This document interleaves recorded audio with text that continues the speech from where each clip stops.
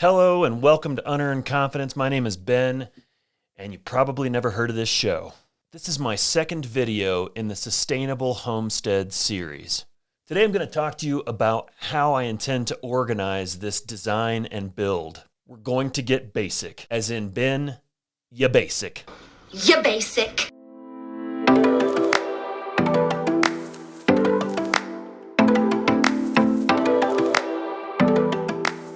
In my first video, I talked to you about my why, the reason I'm doing this in the very first place. Check out the description below for the link to that video. I also mentioned that in this episode number 2, I would be showing you some of the drawings that I had already created. On the next episode, I'm going to try to draw some plans out. I decided to back up slightly so that we gain a strong understanding of how homes use energy. The best way I can think of to do that is to get basic. Yeah, basic. In other words, think of things in their simplest terms so that we understand how to proceed. Let's talk about energy. How do our homes use energy? Generally, we use energy to heat and cool our homes, to light them up, to power our devices and tools, and all sorts of other things. That energy usually comes from the utilities. Utilities supply the energy that they create from any number of methods. While some of that energy is from renewable sources, the vast majority of it comes from burning coal, natural gas, and heating oil. What's the problem with that? It's simple, really. Burning fossil fuels generates massive amounts of carbon dioxide. Carbon dioxide, unlike nitrogen and oxygen that composes most of our atmosphere, traps and slowly releases heat over time. Think of CO2 as a window that lets warm sunshine in, but doesn't allow it to escape. Over time, this will result in too much heat, at least too much heat to sustain life. The U.S. Energy Information Administration says that the production of electricity in America results in 3.7 trillion pounds of carbon dioxide per year.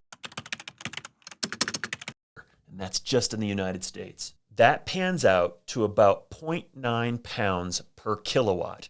Well, if you don't know how much that is, each home in America on average uses about 10,600 kilowatts of electricity per year. This results in almost 9,800 pounds of CO2 produced by each home every year in just the U.S. So what the heck are we supposed to do? There seem to be a few ways to approach this.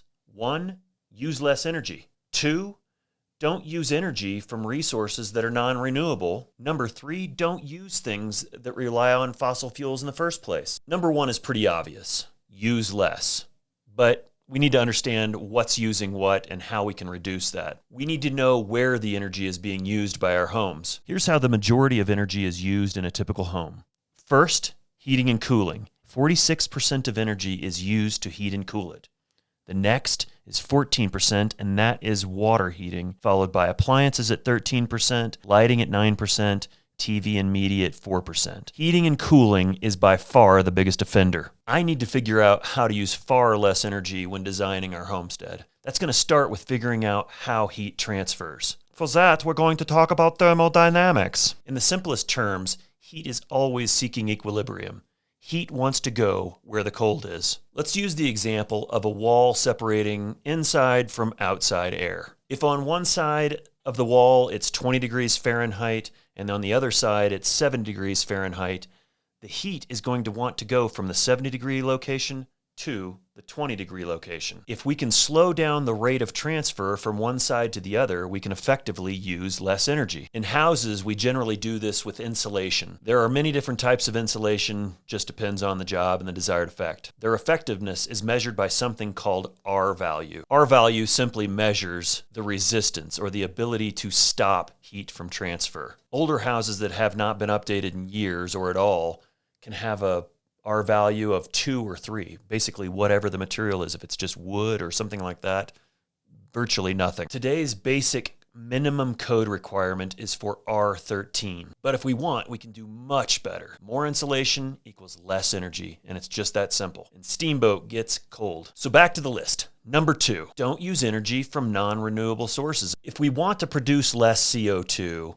We need to draw the energy from sources that are renewable, such as wind, hydro, solar. When these sources are used to generate electricity, there's virtually no CO2 produced. Number 3, don't rely on things that require fossil fuel. I'm regularly talking to people about electric cars, and oftentimes I hear people say, yeah, but they get their electricity from the grid, which is coal-fired and everything else. And they're not wrong. That's definitely true. But an electric car doesn't care where the electricity comes from. In other words, the electricity can be from a coal-fired plant, but it can also be from the sun. A diesel truck can't run on sun power. It must use fossil fuels. The same is true of our houses. A gas-fired furnace must use fossil fuels. On the other hand, if we use something called a geothermal heat pump, which uses electricity, we have the choice. If we happen to have a supply of electricity that comes from a renewable source, then we have no need for fossil fuels. If we choose an electric cooktop versus a natural gas, we have the opportunity to create no CO2 while we're cooking. As we're considering the land in Steamboat Springs, we know we have an abundance of cold, but we also have an abundance of sun. If we position the home correctly on the land, we can capitalize on that sun. And that's for free. There are lots of alternatives to things that use fossil fuels. And if we use electricity, we create virtually no CO2. That's it for our second episode on building a sustainable home. I hope this helps. It's certainly helping me to get very elemental, to get basic about what our homes need so that we can plan to make them as efficient as possible. Until next time, my name's Ben, and this is Unearned Confidence.